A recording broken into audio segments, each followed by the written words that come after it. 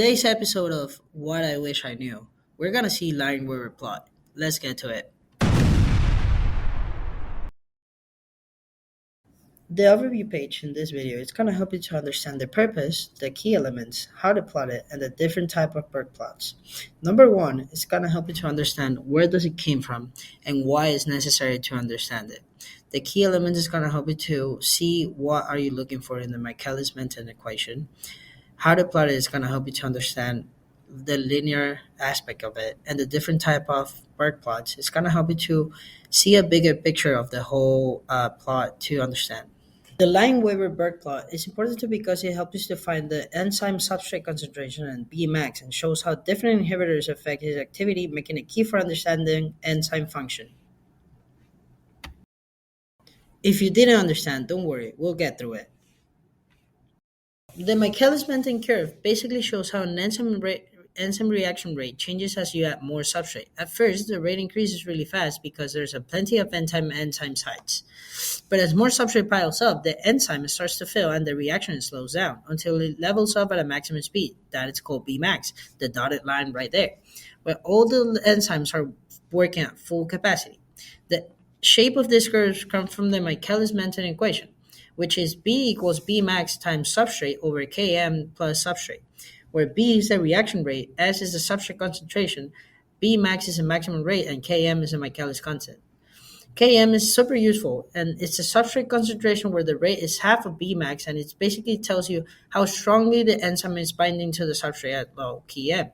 Overall, the curve helps us to understand enzyme efficiency, how fast reactions can go, and how drugs or inhibitors might change. Key elements for line waving the plot. To plot a Lineweaver-Burk graph, we start with the Michaelis-Menten equation and take the reciprocal on both sides. This turns into a straight line equation, y equals mx plus b, where y is 1 over velocity, x is 1 over substrate, the slope is km over bmax, and the intercepts let us easily find bmax and km. It makes enzymatic kinetics visual. It may sound difficult to hear, but it's not really that bad. It's important to relate it to y/mx plus b, so it's a linear equation, so it's a linear graph, sorry. Y equals 1 b8, that's going to be your y-axis. Your x will be the 1 over substrate, that will be your x-axis. Your slope is going to be km over bmax, and your b-intercept is going to be 1 over max. Now that you visualize it in a graph, you can probably tell apart everything. Now you can tell what is what, where does it go, and why is there. This is how your graph must be looking like.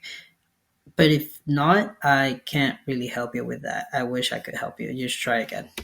With that said, what are the different lines you can plot in a graph, and how can you identify which is which, and how it's going to help you to identify the enzyme production? In competitive inhibition, the inhibitor competes directly with the substrate for the enzyme active site. That means it takes more substrate to reach the same reaction rate. On a Lineweaver-Burk plot, the lines all across the same y-intercept since Bmax doesn't change. You can still reach the same maximum velocity if you add enough substrate, but the slope gets steeper and the y-intercept moves closer to zero, showing that Km increases, so basically enzyme efficiency drops. In competitive inhibition, the inhibitor only binds to the enzyme substrate complex, looking for the substrate in place and preventing the reaction from finishing.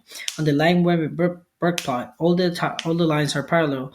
That's because both Km and Bmax decrease with the same factor. The enzyme binds to the substrate more easily, but it can't convert it efficiently. So overall, the reaction slows down and both affinity and maximum speed drop together. In non-competitive inhibition, the inhibitor binds to a different side of the enzyme, not the active site, and it can bind whether or not the substrate is already attached. This changes the enzyme shape and lowers their overall activity. On the Lineweaver-Burk plot, all the lines intersect at the same x-intercept because Km stays the same, but the y-intercept moves up, meaning Bmax decreases. No matter how much you add, the enzyme can reach maximum speed. It's going to look like in the end. 3 different lines telling you how exactly an enzyme behaves. So congrats to yourself.